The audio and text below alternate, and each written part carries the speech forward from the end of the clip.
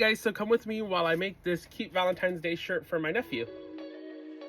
Okay, you guys, so you're gonna want to go to designbundles.net, and then this is the website. They have free stuff all the time. They have deals, bundles, all that stuff. You can sign up for a membership. So I just searched Valentine's SVG, and then this is the one my sister had picked, and she liked that one the most. So we got that. Searched for the Valentine's SVG. We just take that file, download it to your computer, and then we just uploaded it to Cricut Design Space. Want to launch Cricut Design Space? You're gonna go to New Project, which is right up here. Sorry. And then you are gonna go to Upload right here. And then I have already uploaded, but I'm gonna show you how you guys do it again.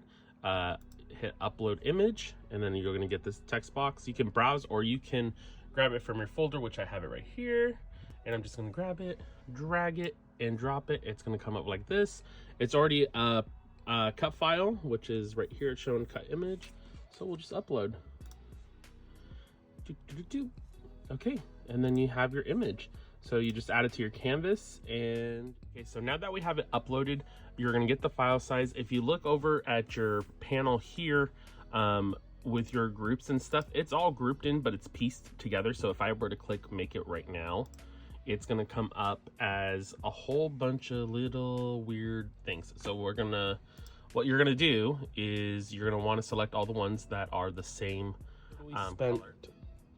2 minutes looking for this everywhere except for right here next to me. Oh my gosh. Okay, so what we're gonna wanna do is we're gonna wanna get these connected together. Even though they're grouped together, we wanna make sure that all the colors are printing in the same position so that when you go to apply it, it's all cohesive. Okay, so we're gonna start first. I'm gonna actually uncollapse these right here to see how many I have. Okay, so I have these. It looks like on the image I have a total of 3 colors. I'm gonna only want to use 2 colors, so I'm actually gonna group these ones together. Oops, here, and I think it's Command. So if you're working on a Mac, if you hold Command, you can choose 2 separate ones, which I did. We're gonna go ahead and combine these, weld them together, and we are gonna assign. Oh, if I click on it again, we'll assign a color. Which this color will be teal color. And then since I have a red shirt, I'm gonna assign the rest of these as white so that they do stand out. I'm actually gonna weld them together. Perfect. And we are gonna, oops, click on it and change this to white. Okay, so that's what the finished product is gonna look like. So then we're gonna click make it, and then it's going to bring you to this page. You're gonna want to remember to click on the mirror option, select your mat size, which mine will be 12 by 12. And then we're gonna mirror it so that way when it cuts on the heat transfer vinyl, it is the correct way or the correct side. 12, okay, mirror on, okay. And then you'll continue and it will connect to your Cricut, and then we'll print it out. Because I'm a little too excited, I weeded these and cut these the day before I even thought of making this video. So here is the finished weeded product on the heat transfer vinyl, and that's what it looks like. Okay, and then here's the shirt that we're gonna put it on for my nephew. So it's just a Glidden shirt. We got this from Michael's, and it was like $5 for the shirt. Okay, now we gotta get the heat press. So now we're just gonna wait for the heat press to warm up. For my heat press, I have it on 285 degrees and for 15 seconds, and that's what I have it set for. Okay, now that the heat press is up to the temperature, I'm gonna go ahead and remove this. I found the bastard.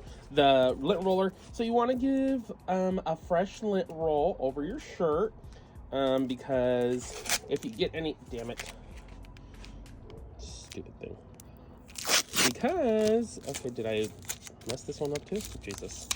Oh my gosh. Give it to me. Like I was saying before I was rudely interrupted, you want to give your shirt a good lint roll because that lint that's on the shirt could potentially block the transfer from sticking to your shirt.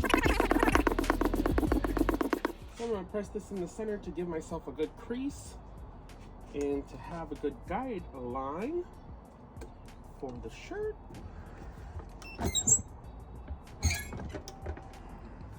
Okay, perfecto. Now we have a nice crease down the center of the shirt. And I can't move this over. I'm gonna start with the white film first. And then I always like to go to the edge just to find the center. And I pinch the film, obviously in the places where the transfer is not.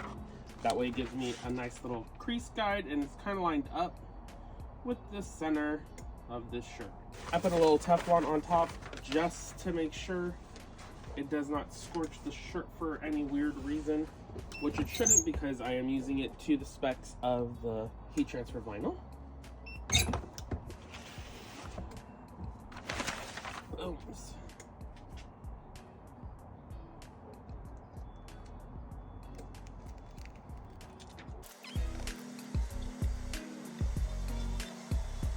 Alrighty, now I have that done.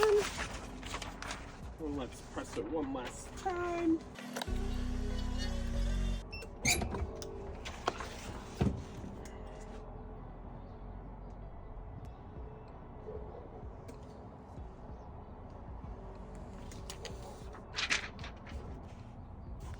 And there's the shirt. And now you see this red, darker red spot. I don't know if you can really see it on camera, but I can see it. This will go away as the shirt cools down and the fibers have a moment to relax. So there you go. There's the shirt. Isn't it so cute?